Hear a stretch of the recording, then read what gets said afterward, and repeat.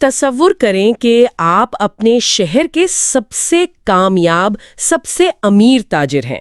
آپ کا نام اور کاروبار دونوں عروج پر ہیں، اور پھر ایک دن آپ سب کچھ چھوڑنے کا فیصلہ کرتے ہیں۔ اس لیے نہیں کہ آپ کا کاروبار ناکام ہو گیا، بلکہ اس لیے کہ وہ بہت زیادہ کامیاب ہو رہا تھا۔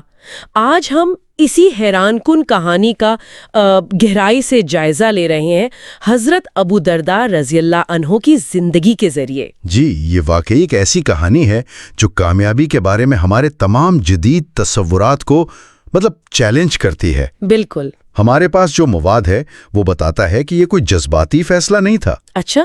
یہ ایک تاجر کا سب سے بڑا سودا تھا، جس میں اس نے فانی دنیا کے بدلے لافانی حقیقت خریدی، اور یہ سفر ایک ٹوٹے ہوئے بت سے شروع ہوتا ہے۔ بالکل۔ اسلام سے پہلے اویمر بن مالک، جو بعد میں ابو درداء کے نام سے مشہور ہوئے، مدینہ کے قبیلہ خزرج کے ایک انتہائی امیر تاجر تھے۔ ان کی تجارت دور دور تک پھیلی ہوئی تھی۔ جی، اور ان کے گھر میں ایک خاص جگہ پر ان کا ذاتی بت رکھا تھا، جسے وہ روزانہ سجاتے، خوشبو لگاتے اور اس کی پوجا کرتے تھے۔ وہ ان کی دنیا کا مرکز تھا۔ اور یہ سمجھنا ضروری ہے کہ وہ بت صرف پتھر کا ایک ٹکڑا نہیں تھا۔ صحیح۔ وہ ان کی سماجی حیثیت، ان کی کامیابی اور ان کے پورے ورلڈ ویو کی علامت تھا۔ اسے چیلنج کرنا ان کی پوری زندگی کو چیلنج کرنا تھا۔ اور یہی چیلنج ان کے ایک پرانے دوست حضرت عبداللہ بن رواحہ نے قبول کیا، جو اسلام لا چکے تھے۔ جی۔ ایک دن جب ابو درداء اپنے کاروبار پر گئے ہوئے تھے، عبداللہ بن رواحہ چپکے سے ان کے گھر میں داخل ہوئے۔ انہوں نے کلہاڑی اٹھائی اور اس بت پر وار کرنا شروع کر دیے۔ ذرا اس منظر کو تصور کریں۔ یہ صرف توڑ پھوڑ نہیں تھی، یہ ایک نظریاتی حملہ تھا۔ بالکل۔ ہر وار اس سوچ پر تھا کہ اللہ کے سوا بھی کوئی طاقتور ہو سکتا ہے۔ جب ابو درداء کی اہلیہ نے یہ دیکھا تو وہ چیخنے لگیں، لیکن تب تک عبداللہ بن رواحہ اپنا کام کر کے جا چکے تھے۔ یہاں سے کہانی اصل میں دلچسپ ہوتی ہے۔ جب ابو درداء گھر آئے اور اپنے بت کو ٹکڑوں میں دیکھا تو آپ توقع کریں گے کہ وہ غصے سے آگ بگولا ہو جائیں گے۔ ظاہر ہے۔ لیکن ایسا نہیں ہوا۔ وہ خاموشی سے ان ٹکڑوں کو دیکھتے رہے اور پھر خود سے ایک بہت منطقی سوال کیا۔ کیا سوال تھا وہ؟ اگر اس میں کوئی طاقت ہوتی تو کیا یہ اپنا دفاع نہ کرتا؟ یہ کیسا خدا ہے جو خود کو ایک کلہاڑی سے نہیں بچا سکتا؟ کمال کی بات یہی ہے، ان کا ذہن ایک تاجر کا ذہن تھا، نفع اور نقصان کو پرکھنے والا۔ صحیح۔ اس ایک لمحے میں انہوں نے اپنی زندگی کا سب سے بڑا روحانی حساب کتاب کیا۔ انہوں نے محسوس کیا کہ وہ ایک ایسے اثاثے کی پوجا کر رہے ہیں جس کی کوئی قیمت نہیں، جو بالکل بیکار ہے۔ تو یہ ایک عقلی نتیجہ تھا۔ بالکل، یہ کوئی جذباتی تبدیلی نہیں تھی، یہ ایک عقلی نتیجہ تھا۔ اسی لمحے انہوں نے فیصلہ کیا کہ وہ اس بے بس معبود کو چھوڑ کر حقیقی خالق کی عبادت کریں گے۔ اور وہ فوراً اپنی اہلیہ کے ساتھ نبی اکرم صلی اللہ علیہ وسلم کی خدمت میں حاضر ہوئے اور اسلام قبول کر لیا۔ اپنے قبیلے میں اسلام لانے والے آخری شخص تھے، لیکن ان کا ایمان شاید سب سے گہرا ثابت ہوا۔ لیکن تبدیلی کبھی بھی اتنی آسان نہیں ہوتی ہے نا؟ جی نہیں، اسلام قبول کرنے کے بعد بھی ان کے اندر کا تاجر زندہ تھا۔ جی، کچھ عرصے تک تو انہوں نے تجارت اور عبادت کو ساتھ چلانے کی کوشش کی۔ صبح دکان پر جاتے، نماز کے وقت مسجد آ جاتے، لیکن ان کا دل مطمئن نہیں تھا۔ ایسا لگتا تھا جیسے وہ دو کشتیوں میں سوار ہیں۔ بالکل۔ اور یہ ایک ایسی کشمکش ہے جسے بہت سے لوگ آج بھی محسوس کرتے ہیں۔ دنیا اور دین کو ایک ساتھ کیسے لے کر چلا جائے؟ صحیح۔ انہیں جلد ہی احساس ہو گیا کہ ایک دل میں دو محبتیں ایک ساتھ نہیں رہ سکتی، اللہ کی محبت اور دنیا کی محبت۔ بالکل۔ ایک شخص نے ان سے پوچھا کہ آپ نے اتنی کامیاب تجارت کیوں چھوڑ دی؟ ان کا جواب ان کی پوری زندگی کے فلسفے کو بیان کرتا ہے۔ کیا کہا تھا انہوں نے؟ انہوں نے فرمایا، میں نے تجارت اور عبادت کو جمع کرنے کی کوشش کی، لیکن میرا دل نہ مانا، اس لیے میں نے تجارت چھوڑ دی اور عبادت کو چن لیا۔ پھر انہوں نے ایک حیران کن بات کہی۔ انہوں نے کہا، اب تو مجھے یہ بھی گوارا نہیں کہ میری دکان مسجد کے دروازے پر ہو، میری کوئی نماز جماعت سے نہ چھوٹے، اور میں روزانہ 300 دینار منافع کماؤں۔ یہ بات بہت گہری ہے۔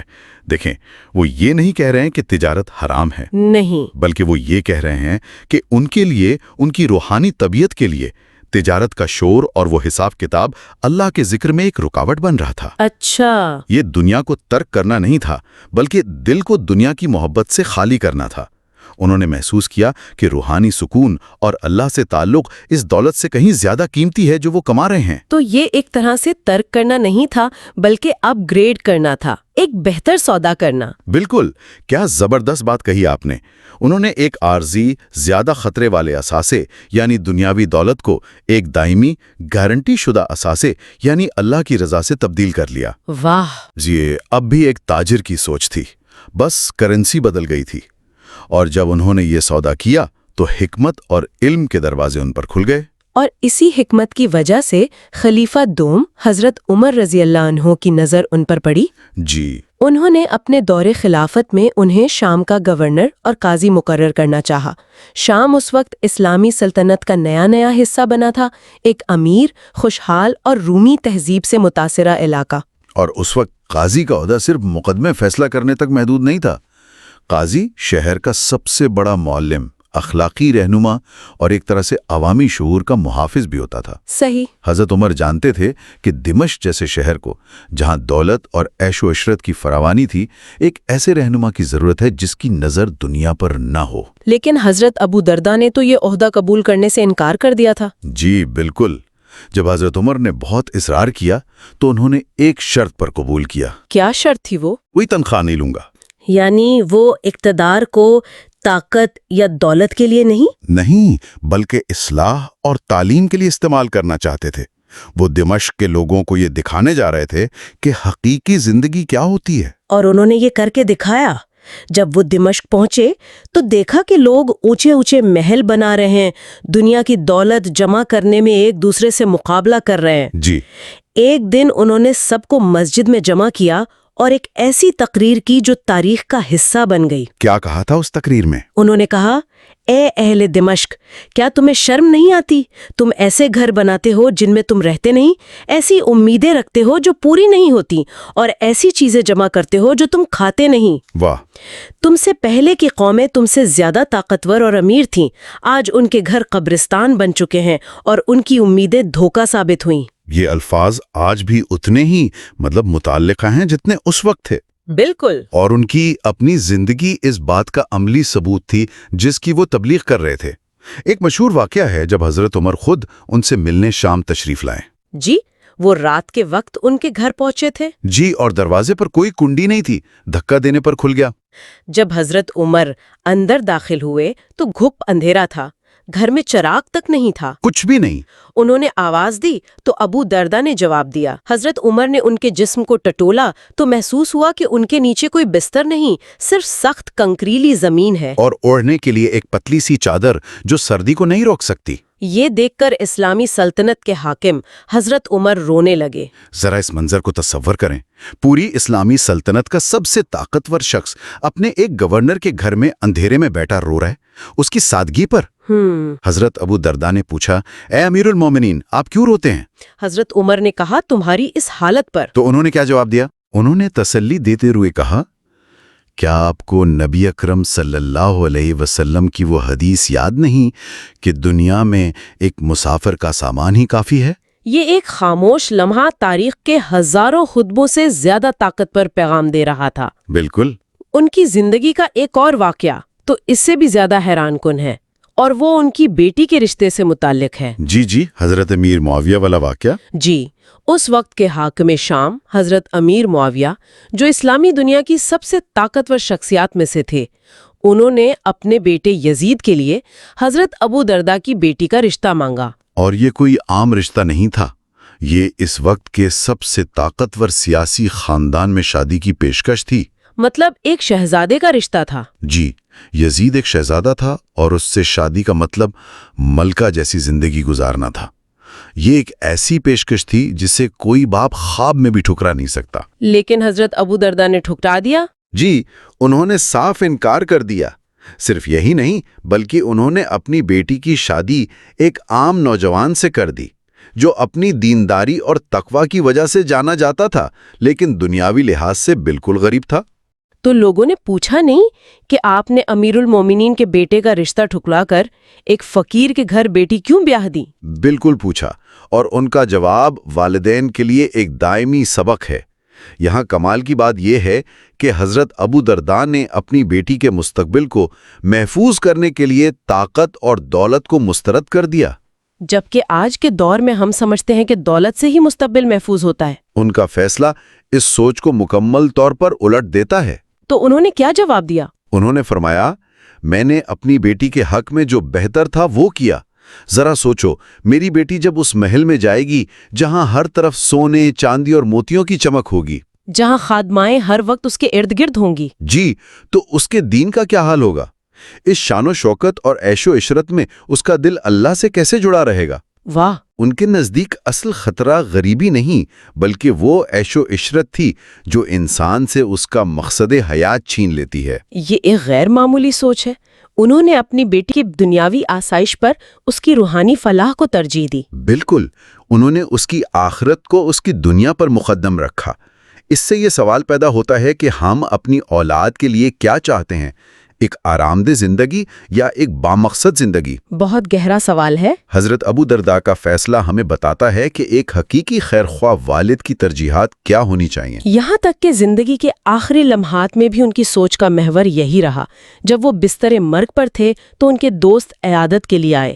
انہوں نے پوچھا، آپ کو کیا تکلیف ہے؟ اور عام طور پر انسان ایسی حالت میں اپنی جسمانی بیماری کا ذکر کرتا ہے، جی، سر میں درد ہے یا سانس لینے میں دشواری ہے۔ لیکن ان کا جواب بالکل مختلف تھا۔ انہوں نے فرمایا، مجھے اپنے گناہوں کی تکلیف ہے۔ یعنی دنیا کی کوئی تکلیف انہیں پریشان نہیں کر رہی تھی، بلکہ اپنے رب کے حضور پیش ہونے کا خوف اور اپنے گناہوں کا احساس ان کی اصل تکلیف تھی۔ پھر لوگوں نے پوچھا، آپ کی خواہش کیا ہے؟ تو انہوں نے فرمایا، اپنے رب کی معافی۔ ان کی آخری خواہش بھی دنیا کی کوئی چیز نہیں تھی بلکہ صرف اللہ کی رضا اور بخشش تھی۔ اور اسی حالت میں کلمہ طیبہ کا ورد کرتے کرتے ان کی روح پرواز کر گئی۔ جی، ان کے انتقال کے بعد ان کے وہی دوست حضرت عبداللہ بن رواحہ جنہوں نے بت توڑا تھا، اچھا، انہوں نے؟ جی، انہوں نے خواب دیکھا۔ انہوں نے حضرت ابو درداء کو ایک سرسبز و شاداب باغ میں دیکھا اور پوچھا کہ یہ سب کہاں سے ملا؟ تو انہیں بتایا گیا کہ یہ اس تجارت کے بدلے میں ہے جو انہوں نے دنیا میں کی تھی۔ یعنی وہ تجارت جو انہوں نے اللہ کے ساتھ کی تھی۔ بالکل، یہ خواب اس بات کی علامت ہے کہ جس شخص نے دنیا میں اللہ کے ساتھ تجارت کی اسے آخرت میں ایسا منافع ملا جس کا کوئی تصور بھی نہیں کر سکتا۔ ان کی پوری زندگی اس بات کا ثبوت ہے کہ حقیقی کامیابی مال و دولت جمع کرنے میں نہیں بلکہ اللہ کی رضا حاصل کرنے میں ہے۔ جی، تو اس سب کا مطلب کیا ہے؟ حضرت ابو درداء کی زندگی ایک غیر معمولی تبدیلی کی کہانی ہے۔ ایک ایسے شخص کی کہانی جس نے جان بوجھ کر وہ سب کچھ چھوڑ دیا جس کے پیچھے آج پوری دنیا بھاگ رہی ہے۔ دولت، طاقت، عہدہ اور سماجی حیثیت۔ بالکل، انہوں نے ثابت کیا کہ حقیقی امیری مال کی کثرت نہیں بلکہ دل کا غنی ہونا ہے۔ اور ان کی کہانی سننے والے کے لیے ایک بہت گہرا اور شاید کچھ بے چین کر دینے والا سوال چھوڑ جاتی ہے۔ کیا سوال ہے وہ؟ یہی کہ ہمارے معاشرے میں کامیابی کا پیمانہ کیا ہے؟ بڑا گھر، مہنگی گاڑی، اونچا عہدہ، ہم یہی سب کچھ حاصل کرنے کے لیے اپنی زندگیاں لگا دیتے ہیں۔ حضرت ابو درداء کی زندگی ہمیں یہ سوچنے پر مجبور کرتی ہے کہ جس چیز کو ہم اثاثہ سمجھ کر جمع کر رہے ہیں کہیں وہ ہمارے لیے سب سے بڑا بوجھ تو نہیں؟ اور حقیقی دولت کیا ہے؟ وہ جو ہم دنیا میں چھوڑ جاتے ہیں یا وہ جو ہم اپنے ساتھ لے کر جاتے ہیں؟